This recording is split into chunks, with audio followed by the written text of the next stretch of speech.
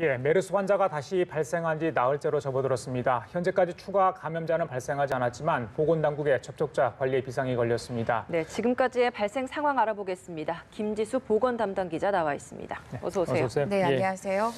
김 기자, 이제 지난 8일 날 확진이 됐죠. 3일 정도가 지난 것 같습니다. 일상 접촉자와 이제 밀접 접촉자 이렇게 이제 구분해서 저희들이 현황을 좀 파악을 하고 있는데 현재까지 밀접 접촉자, 일상 접촉자 달라진 게 있습니까? 네, 이제 정부의 공식 발표 기준으로 보면요. 밀접 접촉자는 21명, 일상 접촉자는 417명입니다. 일상 접촉자는 당초 440명에서 줄어든 건데요. 예. 일상 접촉자가 크게 줄어든 것은 이제 질병관리본부는 외국인과 승무원이 출국했기 때문이라고 설명을 했습니다. 일상 접촉자 수는 더 늘어날 가능성이 큰데요. 보건당국에서 메르스 환자가 탑승했던 리무진 택시를 이용한 승객을 조사하고 있기 때문입니다. 해당 택시기사는 메르스 환자가 확진 판정을 받기 전까지 정상 영업을 했고 이후 밀접 접촉자로 분류되기 전까지 23건의 승객 탑승 사실이 있었던 것으로 확인이 됐습니다. 당초에는 사실 네. 이 확진 환자 탑승 이후에 추가적으로 탑승자가 없었다라고 이야기를 했는데 그럼 좀 상황이 바뀐 거네요. 이거에 대해서는 지금 논란들이 있는데 예. 우선 말씀하신 대로 이제 그렇게 진술한 게 맞습니다. 1차 역학조사에서 환자를 태운 이후에 다른 승객을 태운 적이 없다고 진술했습니다. 그래서 접촉자 파악에 지금 혼선이 있었습니다. 예. 이제 당국은 이 택시의 카드 결제 내역을 통해서 승객을 태운 사실을 확인을 했습니다. 예. 좀 더 추가적인 그런 조사가 필요한 그런 대목으로 보이고요. 그 밀접 접촉자 수도 변동이 있었습니다. 당초 22명이었으나 21명으로 줄었는데요. 항공사 오류 때문입니다. 환자와 같은 비즈니스석에 탔는 줄 알았는데 그 승객이 실제로는 이코노미석에 탄 것으로 확인이 됐습니다. 그리고 메르스 의심 환자 발생과 관련해서는 검사를 받은 사람이 모두 6명입니다. 이 중 1명이 1, 2차 검사에서 음성으로 나와서 퇴원을 했습니다. 바로 이 사람이 그 영국인 여성입니다.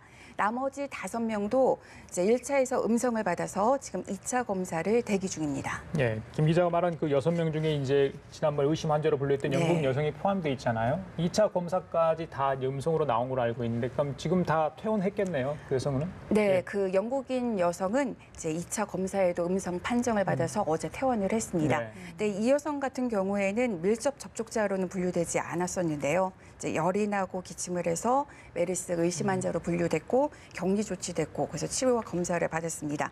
그 메르스 환자와 쿠웨이트에서 접촉한 우리 국민 11명도 검진 결과 모두 음성으로 나와서 이제 이상이 없는 것으로 판정이 됐습니다. 예, 예. 그리고 현지에서도 그 쿠웨이트에서 환자의 그 이동 동선에 따라서 추가 조사를 진행 중에 있습니다. 또 지금 논란이 되고 있는 게 앞서 이준음 기자 전화 연결에서도 나왔던 내용입니다만 이 메르스 확진 환자, 처음 확진 환자가 공항에서 아내와 같이 이동을 한 게 함께 이동을 한 게 아니라 따로 이동을 했고 그리고 마중을 나올 때 마스크를 가지고 착용하고 나와라 이런 이야기를 했다고 해요. 때문에 미리 좀 본인의 좀 상태를 좀 파악하고 있었던 게 아닌가라는 이야기들이 나오고 있더라고요. 네, 많은 분들이 이 부분에 대해서 궁금해 하시는데요. 예. 그 역학조사 결과 환자가 부인에게 공항에 마중을 나올 때 마스크를 착용하라고 말하고 병원으로 이동할 때 다른 차량을 이용한 것도 맞는 것으로 확인이 됐습니다. 예. 그래서 환자가 감염 가능성을 스스로 인지하고 있으면서 당국에 알리지 않았을 가능성이 제기되는 건데요. 환자는 부인이 마스크를 쓰고 별도의 차량으로 움직인 거에 대해서 삼성서울병원에 있는 지인의 권고에 따른 행동이었다고 밝혔습니다. 또 리무진 택시를 혼자 이용한 것에 대해서도 몸이 너무 불편해서 누워서 갈 수 있는 차량을 부른 것이라고 설명을 했습니다. 그리고 부인은 마스크를 착용했는데 의료용이 아닌 일반 마스크를 착용한 것으로 조사됐습니다. 그리고 질병관리본부는 이런 이야기를 해요. 중동을 자주 오가는 사람들은 그리고 그 가족들은 어떤 학습 효과 때문에 현지에서나 공항에서나 이제 마스크를 쓰는 경우가 있다고도 설명을 예. 하고 있습니다. 그러니까 보건당국과 서울시가 추가로 확인이 필요한 사안을 현재 논의 중에 있습니다. 예, 알겠습니다. 뭐 2차 감염이 없기 위해서 사실 확인이 필요한 부분은 분명히 있어 보입니다. 자, 김 기자, 이 정부의 접촉자 관리에서 특히 문제가 되는 게 외국인 관리 아니겠습니까? 지금 소재가 다 파악이 됐는지 그분이 궁금한데 이들과 연락이 다 된 상황입니까? 네, 외국인 115명 가운데 현재 50여 명이 보건당국과 연락이 닿지 않는 것으로 나타났습니다. 이제 방역에 좀 허점이 있는 것 아니냐는 그런 비판이 나오고 있는데요. 이들은 규정상 격리는 되지 않지만 이제 지정된 담당자에게 매일매일 건강 상태를 전화로 보고를 해야 되는 그런 능동 감시 대상입니다. 네. 당국은 경찰 그리고 출입국 관리사무소를 통해서 연락처 확보에 주력하고 있습니다.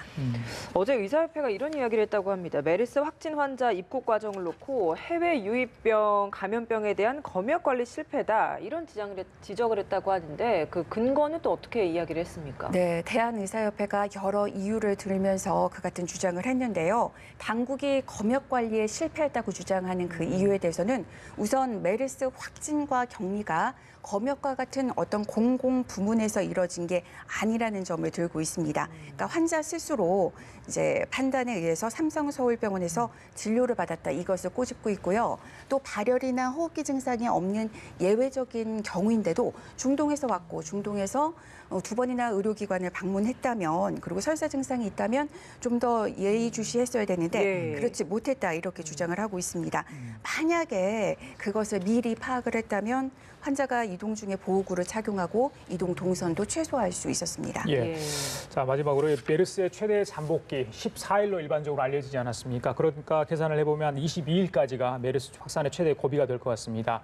문제는 이 잠복 기간이 지났을 때 또 과연 안심할 수 있는가 그 부분인데 어떻습니까? 전문가들 어떻게 이야기합니까? 예, 전문가들은 일반적으로 볼 때는 안심할 수 있다 이렇게 말을 하고 있습니다. 예. 이제 메르스에 감염된 사람들은 이제 최대 잠복기가 14일인데요. 그 14일 안에 증상이 발현되는 게 일반적입니다. 예. 그런데 대부분은 한 5일 안팎에서 증상이 나타나기 때문에 전문가들은 이번 주 안에 어떠한 윤곽이 드러날 것이다 이렇게 이야기를 하고 있습니다. 예. 우리가 2015년 사태에서도 그 14일을 기준으로 해서 환자를 격리했고 격리해서 해제했고 또 병원은 시설 폐쇄를 했고 또 폐쇄 조치를 풀기도 했습니다.